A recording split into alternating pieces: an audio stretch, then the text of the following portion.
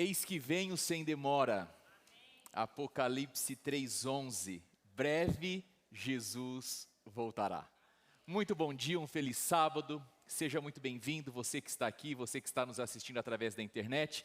Nós estamos na Capton Brazilian. Essa é uma igreja adventista do sétimo dia, uma comunidade de amor e fé que anuncia a breve volta de Jesus. Queridos, lá fora os dois parking lots, o de baixo e o superior, lotados de carro, que significa que a nossa igreja está lotada de gente. E o maior e mais bonito patrimônio da sua igreja, embora ela possa ser linda ao seu redor, são as pessoas que estão dentro dela. Louvado seja Deus e o meu muito obrigado por você, que é membro regular da nossa igreja, que sábado após sábado está aqui, mas a você que decidiu nesta manhã, entre tantas possibilidades, estar conosco presencialmente, a você que decidiu sintonizar e assistir conosco aqui o nosso culto. Eu estou vendo uma vez mais vários amigos que estão nos visitando, gente do Brasil, gente aqui dos Estados Unidos. Olha, de coração, seja muito bem-vindo, que Deus te abençoe. E não apenas eu desejo bênçãos para você no sentido espiritual, não apenas desejo que você saia daqui abastecido pela palavra de Deus, mas hoje você pode sair também abastecido no seu estômago. Os nossos homens, gentilmente, devido à celebração do Dia das Mulheres, desde ontem estão preparando um delicioso almoço aqui na nossa igreja. Então você é convidado a permanecer conosco após aqui o nosso culto. Queridos, nesta manhã nós estamos celebrando o Dia das Mães. Esse presente tão especial e formidável que Deus nos deu.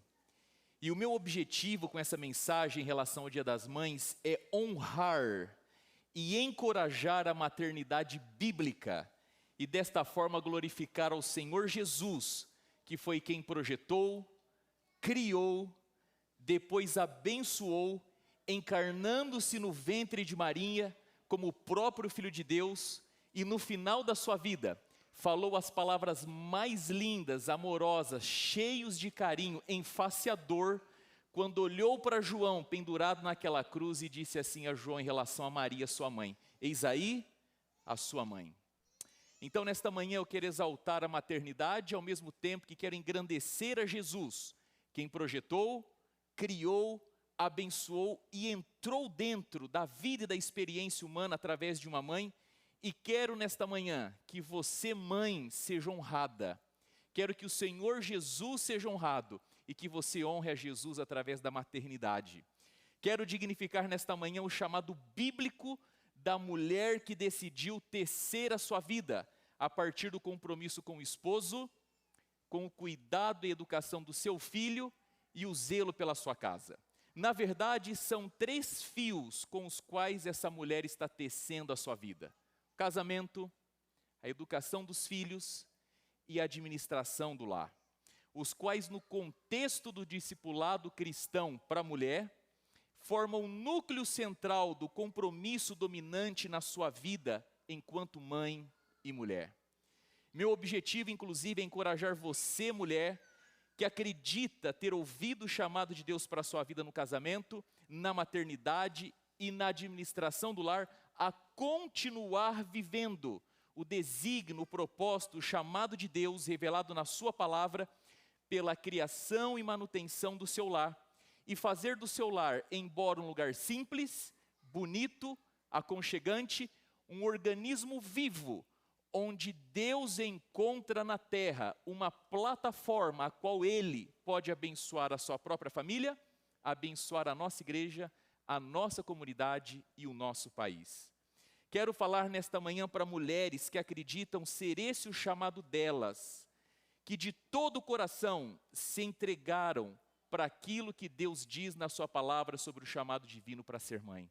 E eu faço questão de encorajar você nesta manhã e homenageá-la, porque aí fora você pouco encontra encorajamento para seguir a maternidade de acordo com a palavra de Deus. Na verdade, o mundo, ele desconhece, pouco entende o que nós estamos falando aqui nesta manhã. O mundo praticamente não tem ideia, por exemplo, de que a base e a referência de matrimônio e casamento é baseado no amor de Jesus pela sua igreja. O mundo pouco sabe que a maternidade é fundamentada na ideia de uma vida gerando outra vida, transmitindo de si para o outro uma visão centrada em Deus, de modo que essa criança possa ser na terra um representante, um discípulo do Senhor Jesus. O mundo pouco sabe, querido, que a administração do lar, sem dúvida, é o mais lindo e mais importante empreendimento que uma mulher e que uma mãe pode dar cabo aqui nesta terra.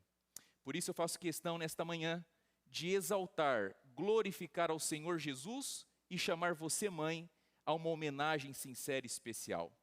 E não se esqueça que, infelizmente, se você, mãe, olhar para as mídias e para as redes sociais como uma referência de feminilidade e de maternidade, você vai acabar aterrissando no mesmo lugar que as outras aterrissam. Mas, infelizmente, esse é um lugar fora do centro e da vontade de Deus para a sua vida. Por isso, não se esqueça que o chamado de Deus para você, mãe e mulher, é alto, crucial e sagrado. A senhora Ellen White, falando sobre o papel da mãe, no livro Patriarcas e Profetas, na página 171, ela diz assim: não há outro trabalho que possa igualar a este. Em grande parte, a mãe tem nas mãos o destino de seus filhos. Ela trata com mentes e caracteres em desenvolvimento, trabalhando não somente para o tempo, mas para a eternidade. Está a semear sementes que brotarão e frutificarão, quer para o bem, quer para o mal. Ela não tem a desdenhar formas de beleza na tela, ou esculpi-las no mármore, mas imprimir na alma humana a imagem do divino. Especialmente durante os primeiros anos, recai sobre ela a responsabilidade de formar o caráter de seus filhos. As impressões então produzidas na mente destes, em desenvolvimento, permanecerão com eles por toda a vida. E nesse momento, embora eu esteja falando para todos, eu gostaria de falar especialmente às mulheres que se tornaram mães. Se você, mulher, se tornou mãe, a sua missão de vida é a maternidade. O que nós lemos aqui são os dois objetivos que uma mãe, como missão de vida, tem que alcançar em relação aos seus filhos. Eu queria me fazer um pouco mais claro aqui. Veja só, se você se tornou mãe, não é que esses dois pontos é a sua missão como mãe. Se você se tornou mãe, a sua missão é ser mãe, acima de todos os outros pontos da vida. Querida mãe, sabe por que nunca valerá a pena você colocar qualquer outra coisa como missão em cima da missão de cuidar e de criar os seus filhos? Porque não vale a pena a gente viver por aquilo que se acaba. Qualquer outra coisa fora os nossos filhos, um dia chegará ao fim, chegará ao final. Quando nós pensamos que a missão de uma mãe são seus filhos, nós estamos falando de algo que a mãe está se doando e se dedicando em caráter eterno. Porque todas as coisas passarão e ficarão para trás, mas a esperança, chance em Cristo Jesus, certeza de salvação para nós e para os nossos filhos.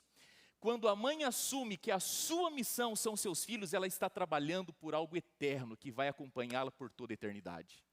E a senhora Ellen White nesse texto diz que o objetivo da mãe, que tem como missão cuidar dos seus filhos, são dois. Primeiro ponto, o objetivo primeiro é essa mãe imprimir no seu filho a imagem de Deus.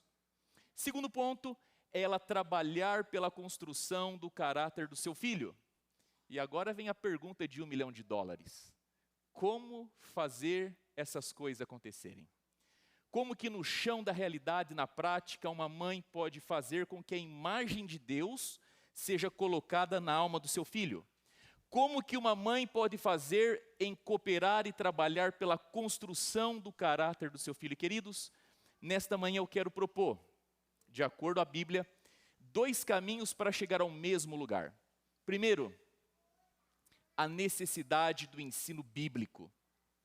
Segundo, e eu não estou falando por ordem de importância, mas pela ordem com que eu vou discorrer o assunto, a necessidade de um bom exemplo de mãe cristã. Ensino e exemplo. Ensino das Escrituras e exemplo de uma mãe cristã. Eu vou começar falando um pouco sobre o ensino, depois vou transicionar para a questão do exemplo, e na sequência nós vamos ver um modelo bíblico de um filho e de uma mãe que viveram essa experiência e ambos foram muito bem-sucedidos. A começar pelo ponto em relação às Escrituras. E a minha oração, queridos, hoje eu cheguei aqui na igreja pontualmente às 5h15 da manhã. Eu vim aqui estudar, passar o sermão, acertar alguns detalhes. E durante todo esse tempo, o meu pedido, a minha oração a Deus, porque isso não vem de mim, não está em mim, é para que você, mãe, possa sair daqui comprometida com 2 pontos na sua vida.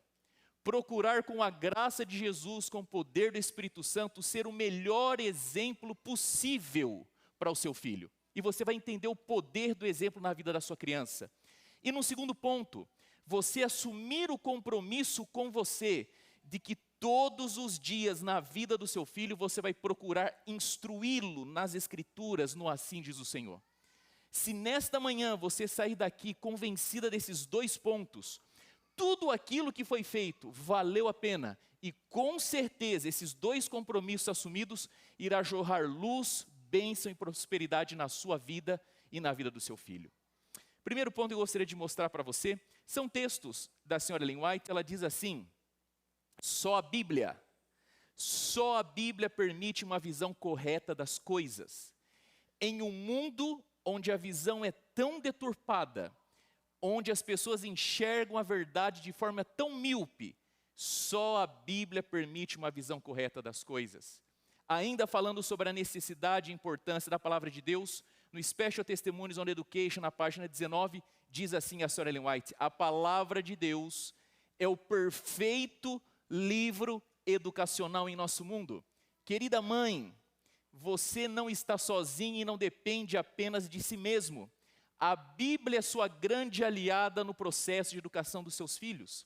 Todos esses textos estão dizendo para nós que a mãe que está comprometida com a educação do filho deve centralizar no processo de educação o estudo da palavra de Deus, a leitura da Bíblia, auxiliar o seu filho na memorização da palavra do Senhor. Um outro texto também da senhora Ellen White, na Orientação da Criança, na página 507, ela diz assim: se a Bíblia fosse estudada como deveria ser, os homens se tornariam intelectualmente fortes.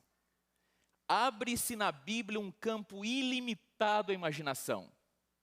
O aluno sairá da contemplação de seus grandiosos temas, da associação com suas sublimes imagens, com pensamentos e sentimentos mais puros e elevados que se tivesse passado o tempo lendo qualquer obra de mera origem humana, sem falar nas de caráter leviano. Um outro texto da senhora Ellen White ainda, ela diz assim: nada mais apropriado para fortalecer o intelecto do que o estudo das Escrituras. Nenhum outro livro é tão poderoso para elevar os pensamentos, para dar vigor às faculdades, como as plantas, amplas e enobrecedoras verdades da Bíblia, da Palavra de Deus. Eu vou apresentar um próximo texto aqui, que vai ser o último texto dessa sessão. Mas antes de eu apresentar o texto, eu preciso de dar um pouco de contexto do porquê esse texto entrou aqui no sermão. Queridos, nós chegamos num momento que alguns de nós adultos precisamos admitir, reconhecer, e eu estou falando aos adultos agora, precisamos assumir que estamos viciados nas telas do nosso celular. Alguns de nós precisamos de admitir que estamos dependentes quimicamente por aquilo que causa no nosso cérebro as telas, de que estamos viciados nas telas do nosso celular. E num outro degrau, alguns de nós pais precisamos de admitir, de assumir, antes que seja tarde demais, seja responsabilidade nossa ou não, que os nossos filhos, ou alguns deles, estão viciados em telas de celular. Infelizmente, as coisas têm mudado. E eu não quero ser saudosista, mas é um fato, a realidade, que muitos de nós adultos hoje, a briga do nosso pai e da nossa mãe com a gente era que a gente não queria sair da rua.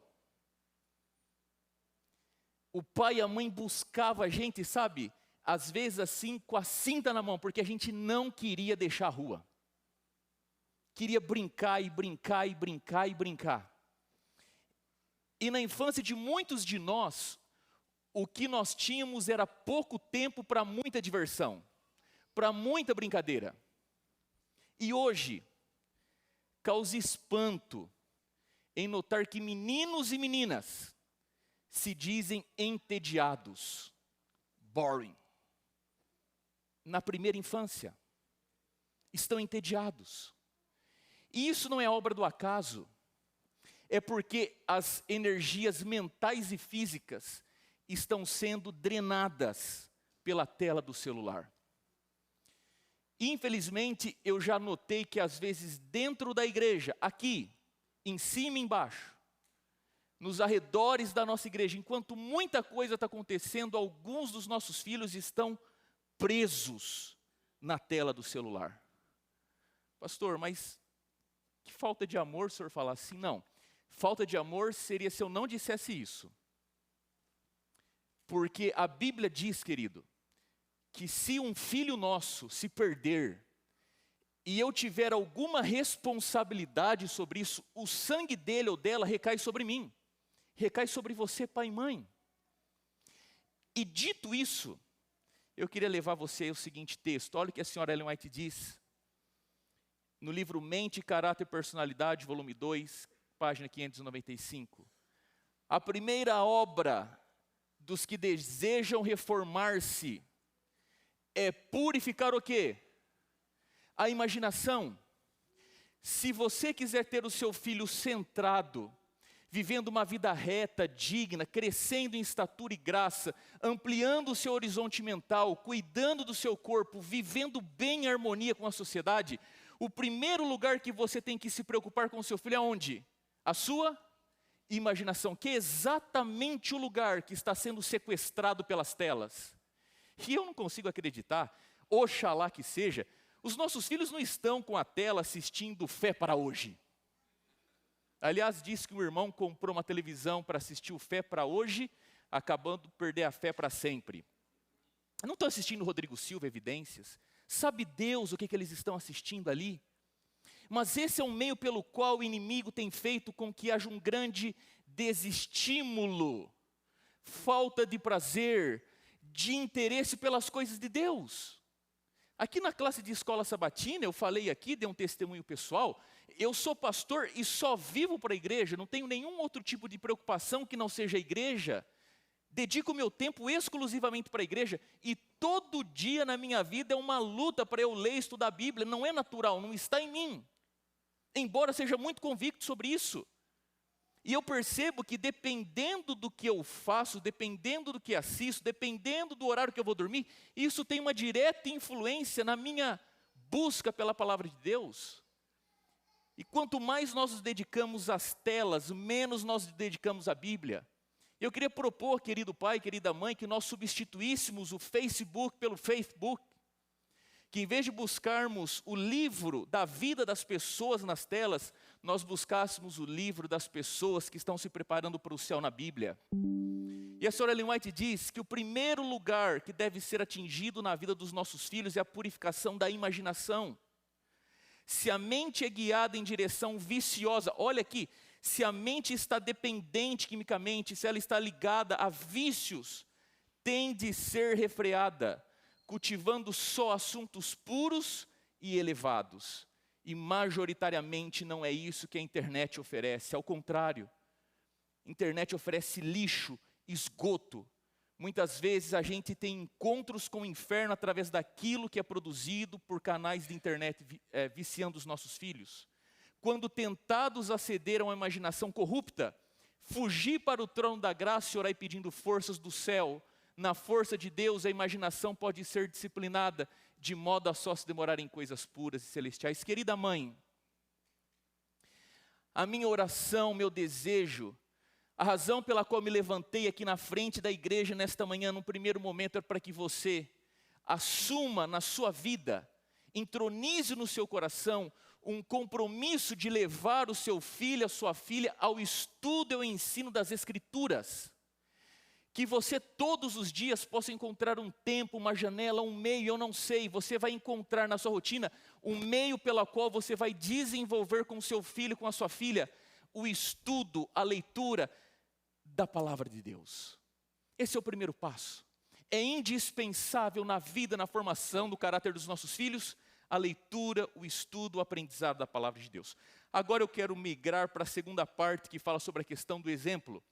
Mas antes de chegar no exemplo em si, eu quero dar uma pequena contextualizada a respeito daquilo que acontecia no primeiro século, nos dias de Jesus, dos apóstolos, da igreja primitiva, para nós chegarmos no texto bíblico nesta manhã. Primeiro ponto, Flávio José, ele é um historiador judeu, um historiador reconhecido, renomado, alguém confiável, fonte primária. Ele diz assim, lá no primeiro século, em meio ao povo judeu, acima de tudo, nós nos orgulhamos da educação das nossas crianças. Imagina só a diferença de sociedade. Qual o orgulho da nossa sociedade hoje? Quando nós olhamos as tendências que nos cercam, do que nós nos orgulhamos? Naqueles dias, dentro da comunidade judaica, o orgulho deles era a educação o quê? Das crianças. Um outro texto, um livro, Repenting the Christian Faith, na página 109, diz assim o autor: a educação não era vista como luxo ou opção. A educação era a chave da sobrevivência. As escrituras sagradas eram vistas como central para a vida.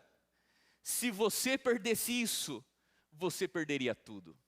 Um outro texto ainda, esse é um texto de um texto judaico, Bava Batra 21a, diz assim: de 6 anos para cima, enche a criança com as escrituras como um boi. Quando a criança alcançou os seus 6 aninhos de idade, pegue a Bíblia, sature a mente da criança com a palavra do Senhor, como se fosse dar alimento a um boi. Dito isso, querido, agora eu quero que você venha para as Escrituras Sagradas. Aqui está a nossa fonte, eu amo a Bíblia, e nesta manhã nós vamos ver o exemplo de mãe, de filho na palavra do Senhor. 2 Timóteo capítulo 3, lá no Novo Testamento, 2 Timóteo capítulo 3. Nós vamos ler 2 versos apenas, o 14 e o 15. Essas 2 cartas, 1 e 2 Timóteo, foram escritas por Paulo, destinadas ao jovem Timóteo. Diz assim a palavra de Deus: quanto a você, porém, permaneça nas coisas que aprendeu e das quais tem convicção, pois você sabe de quem o aprendeu, e que desde a infância sabe as sagradas letras, que podem tornar-te sábio para a salvação pela fé em Cristo Jesus. Queridos, me permita ler uma vez mais com vocês esses versos. Verso 14. Quanto a você, porém, permaneça nas coisas que aprendeu e das quais tem convicção, pois você sabe de quem o aprendeu, e que desde a infância sabe as sagradas letras, que podem tornar-te sábio para a salvação pela fé em Cristo Jesus. Eu vou falar nesta manhã sobre Timóteo e a sua mãe, e um pouquinho da sua avó. Mas antes, é curioso que a senhora Ellen White, no livro Os Embaixadores, Antigo Ato dos Apóstolos, na página 98, ao falar sobre Timóteo, ela elenca todas essas características, essas nobres virtudes de Timóteo. Ela diz que Timóteo tinha a fala pura, era responsável, manso, submisso, raciocínio sábio, pensamento calmo, influente, buscava conselho e orientação, a cada passo perguntava: é esta a vontade do Senhor? Queridos, enquanto eu lia e pesquisava sobre isso, me vieram duas perguntas, e agora estou falando de mim. Primeira pergunta: se eu colocar os meus 3 filhos ao lado dessas características, quantas destas características eu posso ver e afirmar na vida dos meus filhos? Ou que pelo menos eles estão indo nessa direção? Mas a segunda pergunta, e essa é mais crítica e crucial, eu me perguntei do quanto, por exemplo e por ensino, eu estou contribuindo para que essas mesmas características, essas nobres virtudes estejam na vida dos meus filhos. Só que lendo um pouco mais sobre a senhora Ellen White, ela diz assim, olha o que ela fala sobre Timóteo, olha essa frase que não pode passar desapercebida. Ela diz que Timóteo conhecia as Escrituras desde a infância. E aqui ela está fazendo uma relação de causa e efeito.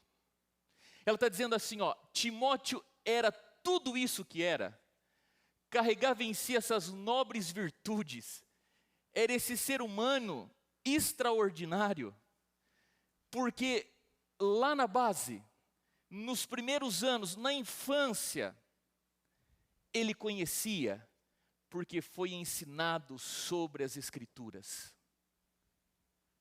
Deixa eu fazer um parênteses, isso não está aqui no meu sermão. Queridos,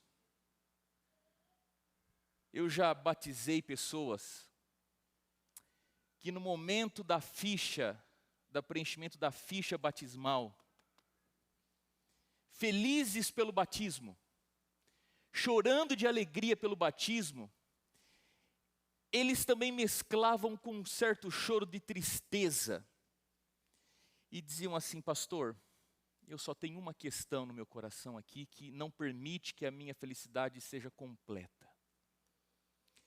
Por que eu estou conhecendo tudo isso só agora? Por que eu não fui educado desde pequenininho nisso tudo aqui que eu estou conhecendo? Porque as piores decisões que eu tomei na vida, e não no sentido de transferir responsabilidade, mas de assumir algumas razões, foi porque eu não conheci o que eu conheço hoje, pastor.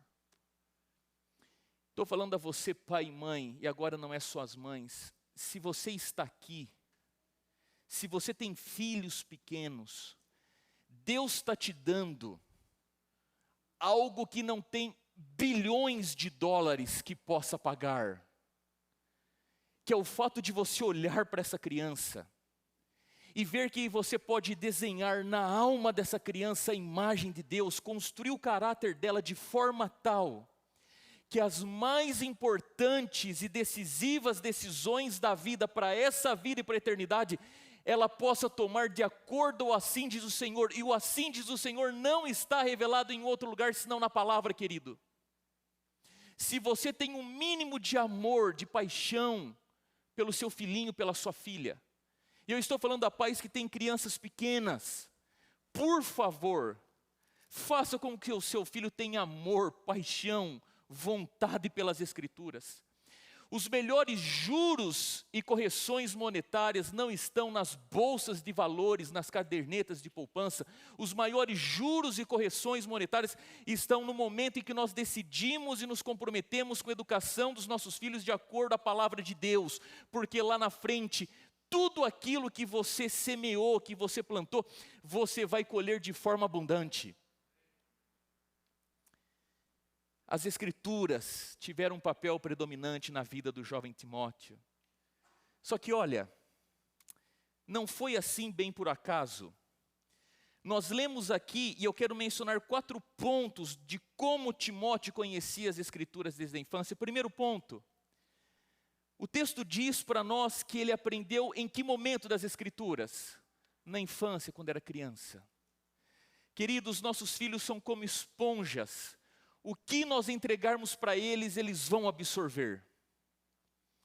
E sabe o que é mais importante em você entregar para o seu filho, enquanto uma esponjinha? Algo chamado valor. Aquilo que somos, aquilo que nós fazemos, é fruto de uma tomada de decisão diária, desde as pequenas coisas até as coisas grandes. E as nossas decisões acontecem no centro da nossa vontade. E o que faz com que o centro da nossa vontade decida por algo, é um negócio chamado valor. Quando nós ensinamos as Escrituras desde pequeno para os nossos filhos, nós estamos dando a eles valores que vão determinar as suas escolhas, as quais vão determinar o seu fracasso, o seu sucesso, seja nessa terra ou seja pela eternidade. Os valores da nossa vida vão desde a maneira como nós nos vestimos, aquilo que comemos, quem são as pessoas que nós nos associamos, qual será a nossa carreira profissional, com quem eu vou me casar, e até as questões de ordem moral e espiritual. E o Timóteo aprendeu tudo isso desde pequenininho. E o texto disse para nós também que aquilo que ele aprendeu estava revelado aonde? Nas sagradas letras, ou seja, lá no Antigo Testamento. Então, o Timóteo, no seu caminho educacional enquanto criança, o fundamento, a base, o alicerce estava onde? Na palavra de Deus, nas Escrituras. Algo que todos nós temos acesso. Mas o Timóteo não aprendeu sozinho. A Bíblia diz, e eu vou tocar nesse assunto, que ele aprendeu porque ele foi ensinado.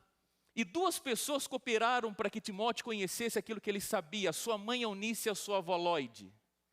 Isso mostra que existe um papel na vida de uma criança que um adulto é que tem que desenvolver a fim de instruí-lo. E finalmente o 4º ponto, Paulo diz para Timóteo se firmar nas suas convicções. Eu quero te fazer uma pergunta nesta manhã. Não estou perguntando do grego, lá do original da Bíblia. Estou perguntando no português. O que significa a palavra convicção? A palavra convicção, ela vem do latim. Eu não sou especialista, apenas dei uma pesquisada. Ela é a junção de 2 palavras. A palavra com, que significa no latim intensidade, e a palavra vincere, que significa conquistar, vencer. Então, juntando as 2 palavras, convicção significa alguém que venceu, que conquistou com intensidade. Você já notou como é difícil mudar a mente de alguém com convicção?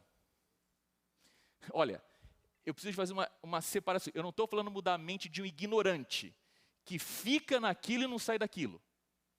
Eu estou falando de alguém que tem profundas convicções. Por que é difícil a gente mudar a mente de alguém que tem profundas convicções? Porque para chegar numa convicção não foi uma obra do acaso. Foi uma luta, com esforço, com intencionalidade. Se pagou um preço na construção da convicção. Então, quando o indivíduo é convicto, ele lutou por aquilo.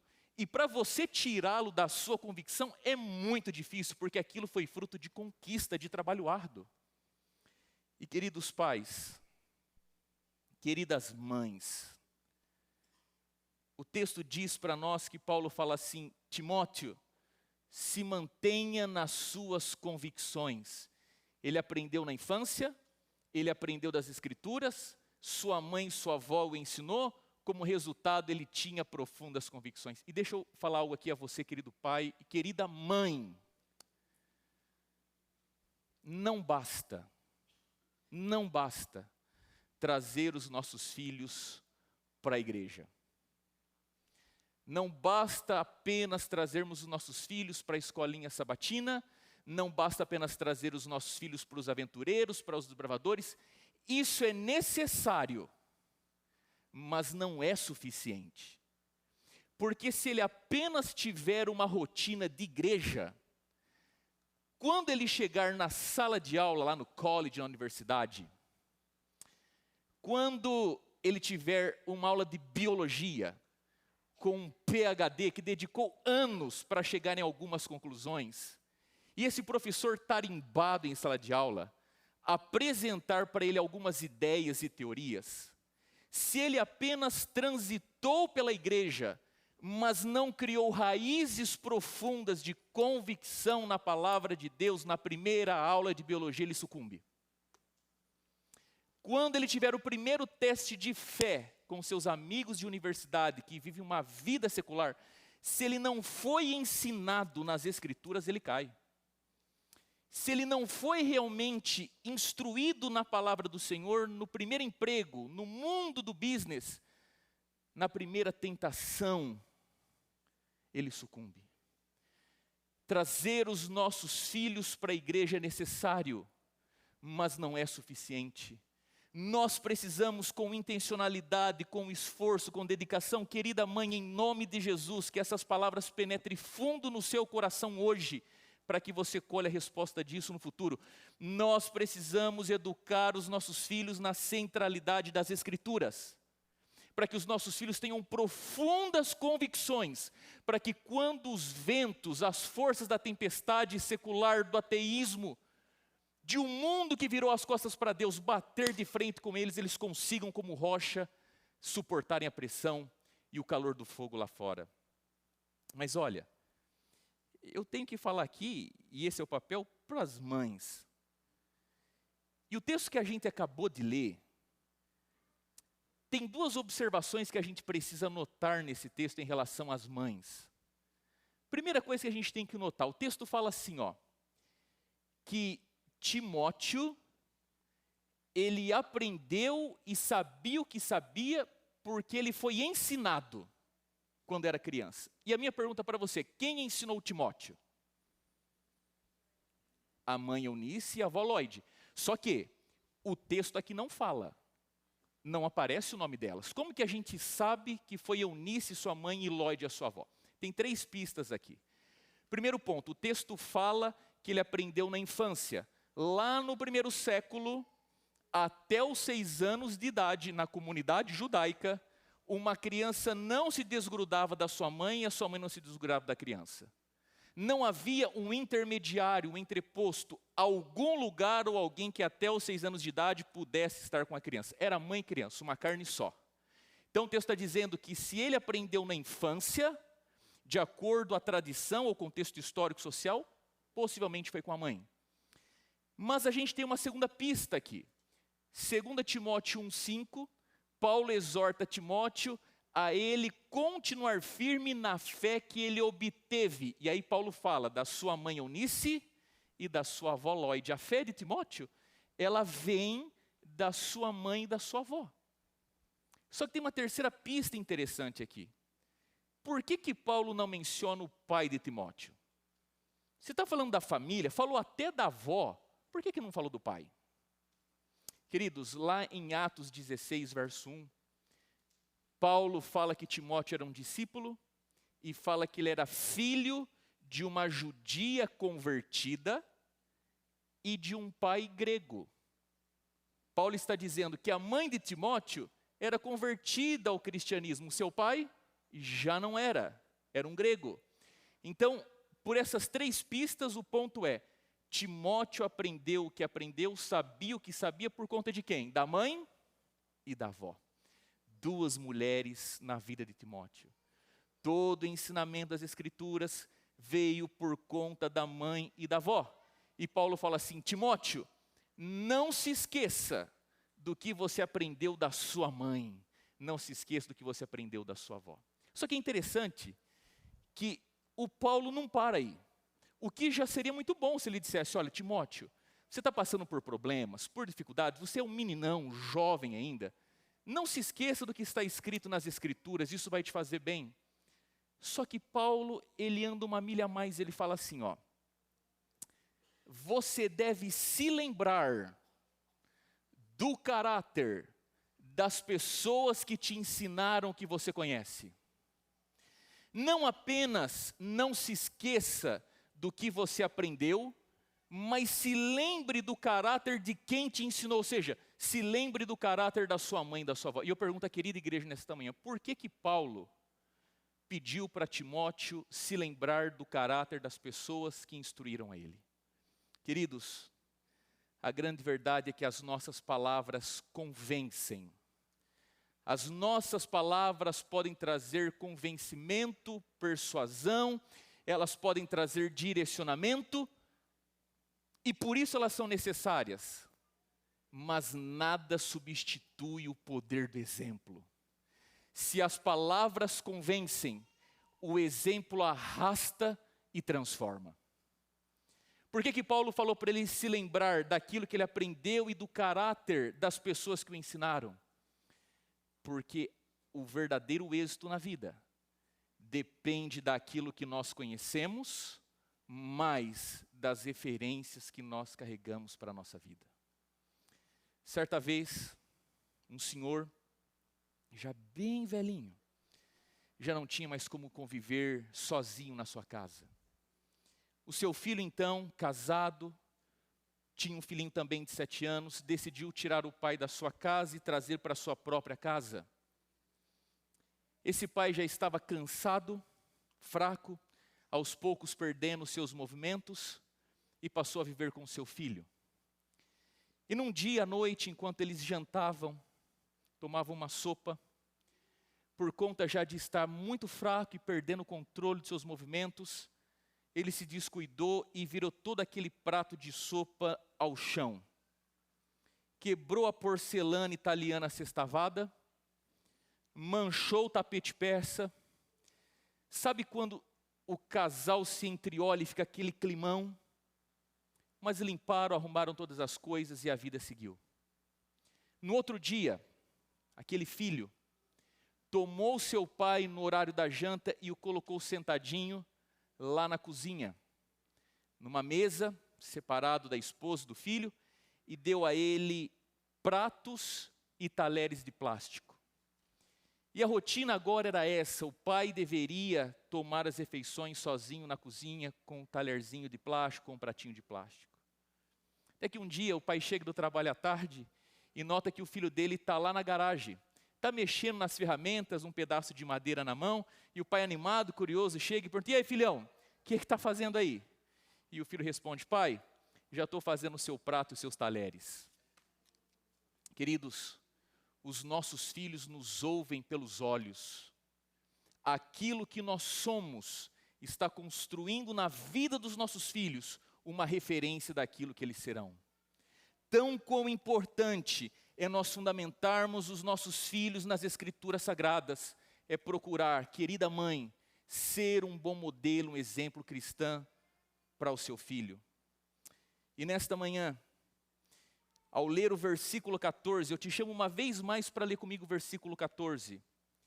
Quanto a você, porém, permaneça nas coisas que aprendeu e das quais tem convicção, pois você sabe de quem o aprendeu. Queridos, eu não sei se você conseguiu ouvir, mas Paulo está olhando para Timóteo, que está cheio de problema, de luta, de provação. Ele é jovem, ele está atravessando um vale, e Paulo pega ele assim, como se fosse o seu fardo. Ele é o seu pupilo, o seu estagiário, e fala assim: Timóteo, por favor, não se perca. Fique firme na estrada estreita, agarre-se ao que você aprendeu, e por favor, Timóteo, não se esqueça do que te foi ensinado. Disso depende a sua vida. Disso depende você superar os obstáculos, as dificuldades, as provações. Disso depende o teu futuro na terra e no céu. Mas, por favor, se lembre do exemplo, da referência das pessoas que te ensinaram o que você sabe. A necessidade do ensino mais o poder do exemplo. E nesta manhã, queridos, eu estou falando a mulheres que são mães e estão comprometidas com a maternidade bíblica e com a vontade de Deus. Estou falando para aquelas que pretendem no futuro ser mães, mas que desde agora querem fazer um acordo com Deus para viverem a maternidade junto da vontade dEle. E sem dúvida, esse é o mais alto e profundo chamado na vida dessa terra para uma mulher, ser mãe.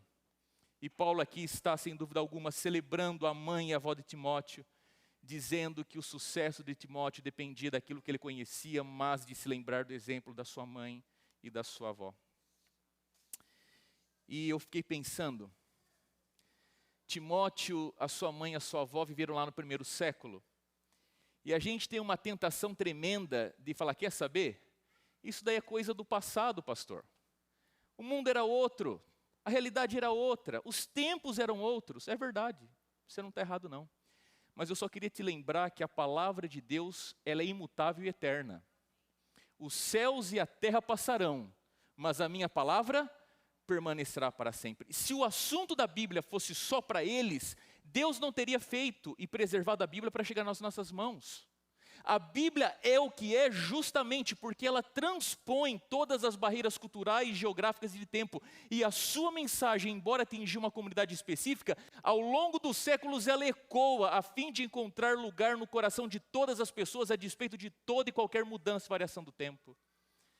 Mas ainda assim, eu fiquei pensando, será que não existe um outro exemplo de Timóteo, alguém contemporâneo, de filho e de mãe que eu pudesse apresentar à igreja?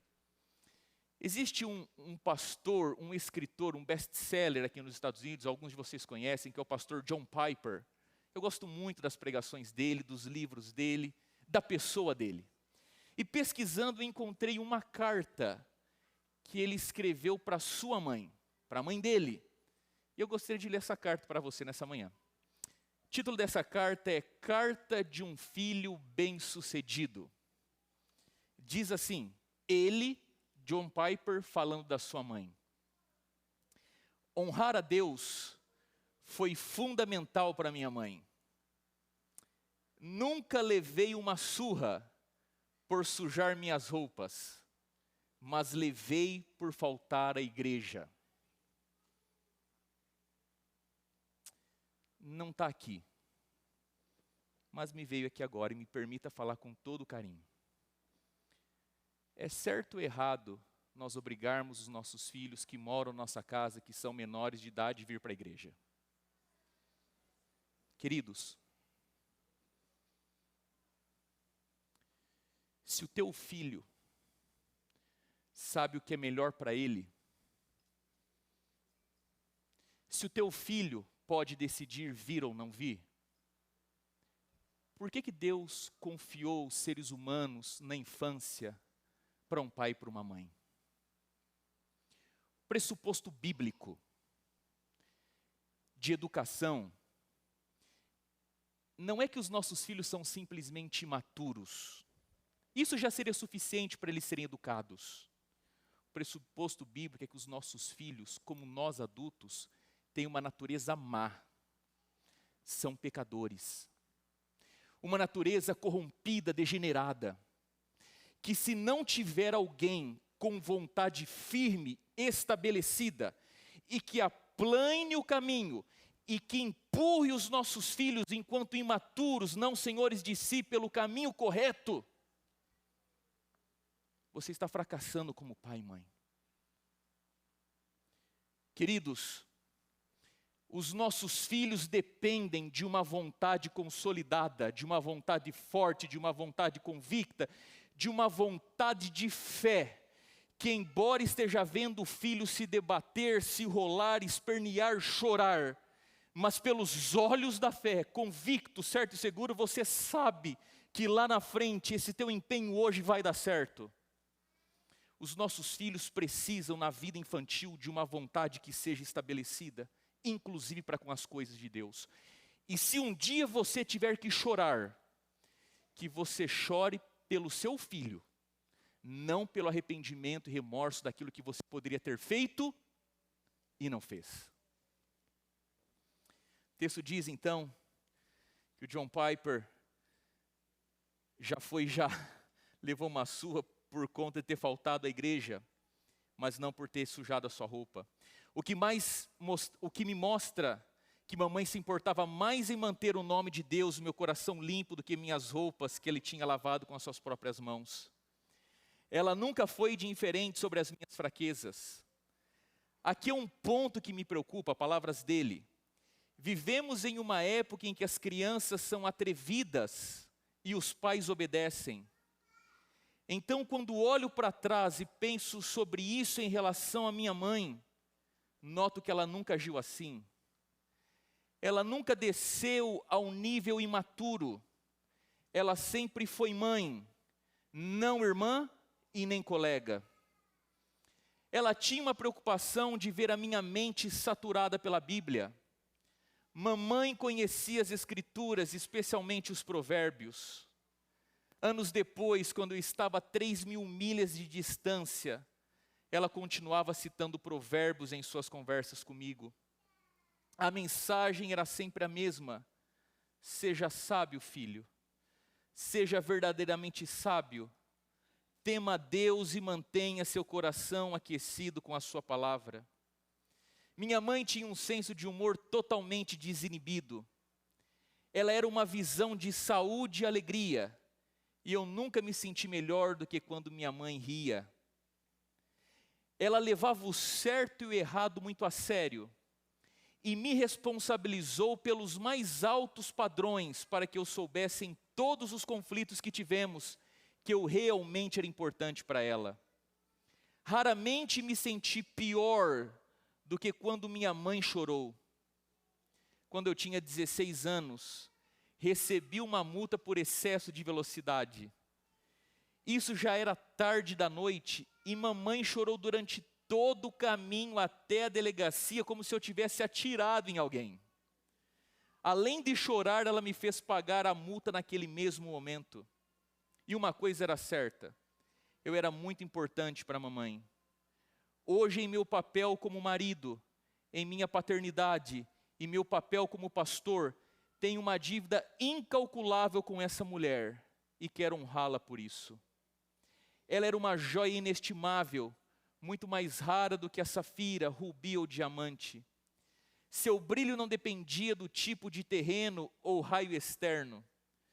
Seu brilho vinha de dentro, brilhando com autenticidade do caráter e pureza da alma. O brilho de sua vida não resultou de estímulos materiais. Veio de um coração que doou e novamente doou, sem nunca pensar em receber. Refletiu uma vida que amou e amou até que não houvesse mais para amar. Sua beleza era aquela de altruísmo expandido. Sua vida inteira era para os outros, seus entes queridos, seus amigos, seus vizinhos e sua igreja. Ela não conhecia nenhum lugar de descanso. As necessidades eram infinitas e sua devoção sempre igual às demandas. O profundo cansaço da mente e do corpo nunca a paralisou. Meu pai era um evangelista itinerante, o que significava que ele estava longe de casa 2/3 do ano. Fora por 2 semanas, em casa por 4 dias. Fora por 3 semanas, em casa por 4 dias. Fora por 5 semanas, em casa por 4 dias. Essa era a nossa vida. Meu pai exercia a paternidade por telefone a maior parte do ano. E essa mulher de apenas 1,70 m estava tentando administrar a minha indisciplina sozinha. A enorme riqueza de seu caráter se revelou ainda mais nela. Bondade incondicional, todos que a conheciam sentiam isso, testemunharam isso, experimentavam e acreditavam nisso. Todos que entregaram e participaram do brilho da sua vida se sentiram quentes da sua influência e foram aplaudidos, encorajados, elevados e abençoados. Sua beleza não conhecia a vaidade. Ela desdenhou o barato, o faz de conta. Ela detestava tudo que fosse foral e hipócrita. Sua genuidade era transparente. Ela irradiava a realidade. A vida para ela não era uma peça, mas uma expressão diária de sinceridade imaculada. Sua glória surgiu de um amor pela vida. Sua atividade nunca cessava e sua energia parecia ilimitada. Sua risada espontânea e sorriso contagiante encantou todos que conheceram. Ela gostava de estar viva e sua vida tinha beleza e propósito. Último parágrafo. Ela sintetizava a mulher virtuosa. Ela estava vestida de força e honra. Meu coração confiava nela com segurança.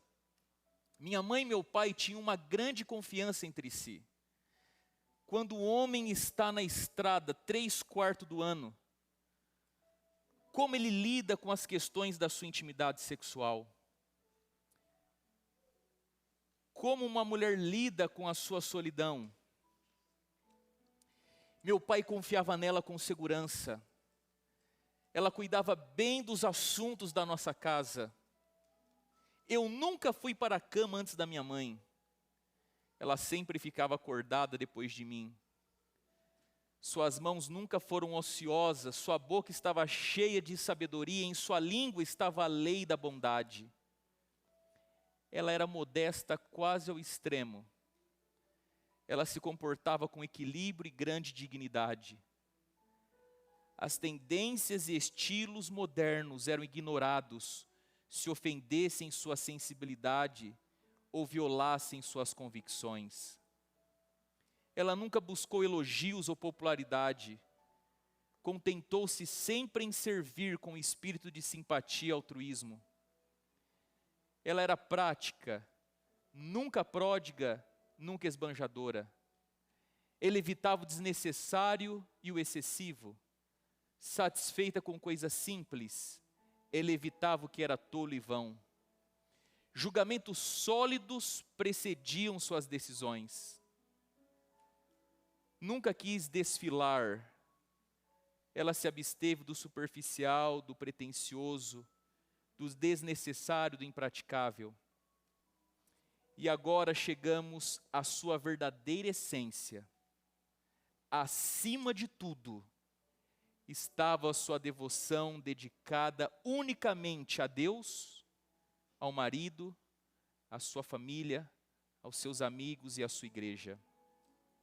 Ela estava extremamente comprometida com Deus. Sua fé em Cristo nunca vacilou, tendo confiado nele desde quando era criança. Ela o amava mais a cada ano que passava. Suas convicções se mantiveram firmes na fé, mesmo quando o mundo estava em mudança. As variações das vicissitudes da vida nunca alteraram seu curso. Ela permaneceu firme, imóvel, sempre abundante na obra do Senhor. Ela era uma rocha. Ela foi considerada fiel, como alguém que verdadeiramente andou com Deus. Ela agora descansa o sono daqueles que passaram por essa vida e não existem mais. Mas o seu testemunho não será perdido. Seu compromisso com Cristo não foi em vão. Quando um dia ela se levantar do descanso, seu marido, seus filhos e todos os seus descendentes estarão ali para olhar para ela e dizer: você é bem-aventurada. Queridas mães, eu oro, espero e desejo que você tenha força, fé e, acima de tudo, amor, revestido de coragem, para abraçar o chamado bíblico da maternidade. Eu vou resumir novamente. O tecido bíblico da maternidade, ele é tecido com 3 fios. O primeiro deles é o santo matrimônio. Lembrando nesta manhã que ninguém casa para ser feliz ou para fazer o outro feliz.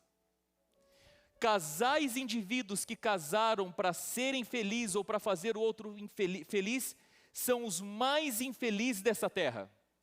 Porque nenhum ser humano pode fazer a si mesmo ou outro feliz.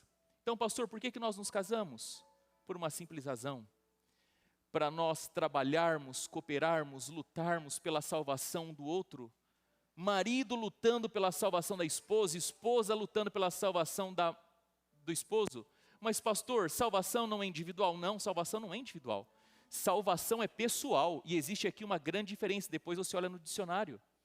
E por ser a salvação algo pessoal, isso não anula e não exime o meu papel de lutar e trabalhar pela salvação do meu esposo, da minha esposa. E quão abençoados e felizes são os casais que no centro do matrimônio não está a felicidade, mas a salvação do cônjuge. Segundo fio, é o trabalho diário, dedicado, da maternidade, que nada mais é do que o derramamento da sua vida, querida mãe, desde de manhã cedinho até a noite, quando todos estão dormindo, na vida do seu filho e da sua filha, a fim de reproduzir na alma dele a imagem de Deus e construir um belo caráter para a honra e glória do Senhor Jesus. E o terceiro fio é a administração do lar. E essa palavra administração do lar eu não coloquei aqui à toa, ela tem um propósito por estar aqui, a administração do lar mesmo, com sentido e significado. E sabe por quê? Porque de acordo à Bíblia, lá nas epístolas pastorais, existem palavras que apontam nessa direção, que a mulher é administradora do lar, mas existe uma segunda razão. Nós vivemos numa era que a administração do lar tem sido tratada de uma forma tão banal, que parece ser uma atividade humilhante. Queridos, quando eu falo sobre a administração do lar, estou falando sobre a visão de criar um lugar simples, bonito, onde todos desejam e queiram pertencer. Um lugar onde a gente não quer sair, mas quando sai está louco para voltar. Um lugar que Deus olha do céu para a terra e fala assim, ó, ali existe uma plataforma de bênçãos para aquela família, para a igreja, para a sociedade, para a nação. E nesta manhã eu estou me dirigindo a mulheres que veem essas três vertentes e sentem um profundo e retumbante desejo no coração de dizer sim para esse chamado.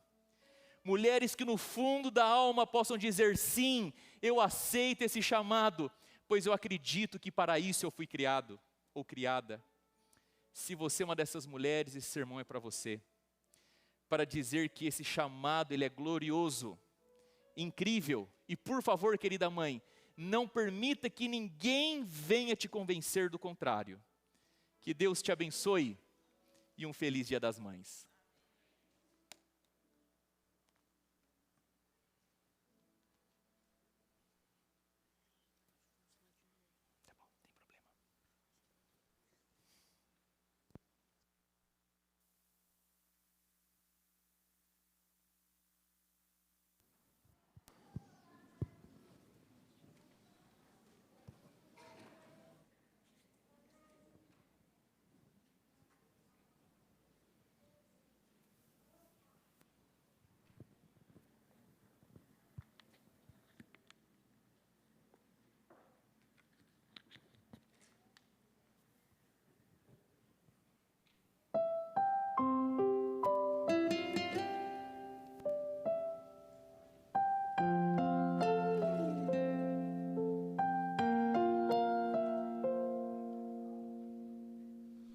Posso conhecer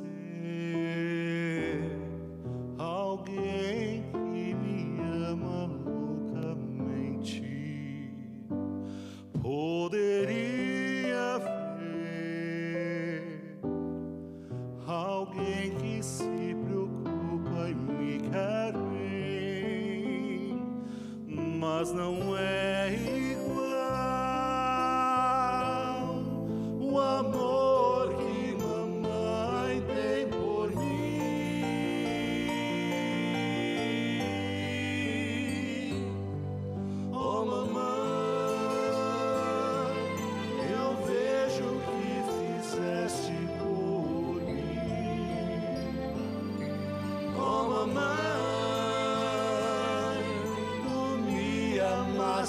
antes de me ver. Estive em teu ventre, estive em teus braços, e agora quem está é você em meu coração.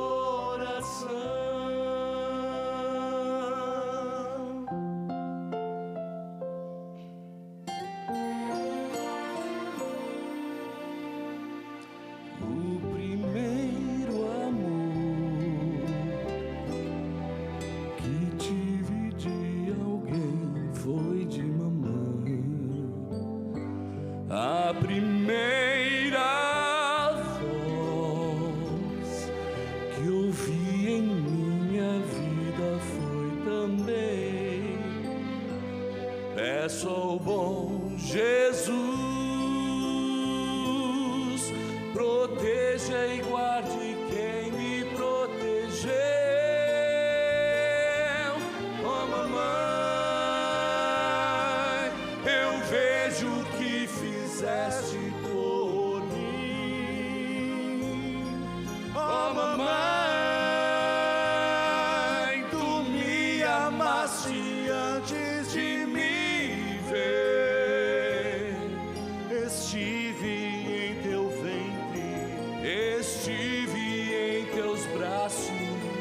agora quem está é você.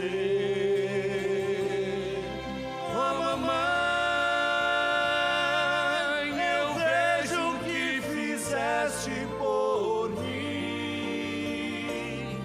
Oh, mamãe,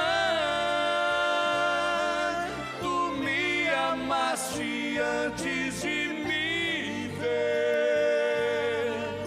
Estive em teu ventre, estive em teus braços, e agora quem está é você.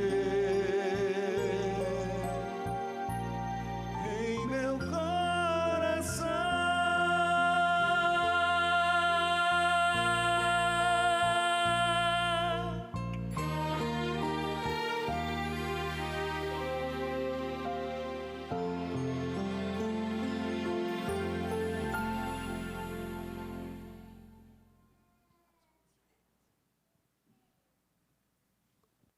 Senhor nosso Deus, a tua bênção de maneira muito especial a todas as mães, mas de forma especial a essas que nesse momento estão clamando ao Senhor pelos seus filhos, por Jesus. Amém. Queridos, todos os sábados eu saio aqui acompanhado das minhas crianças, mas hoje eu quero pedir licença aos irmãos. Eu quero convidar a minha mãe para eu sair acompanhado dela nesta manhã. Pode ser? Então tá bom. Mãe, por favor, vem aqui. Que Deus abençoe. Nós teremos o último hino de despedida e todos estão convidados a permanecer conosco para o nosso almoço. Que Deus abençoe.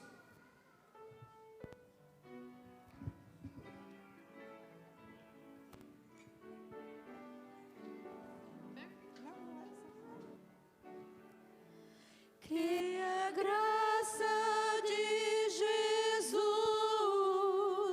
o amor de Deus o Pai e a comunhão do Espírito habite em nós.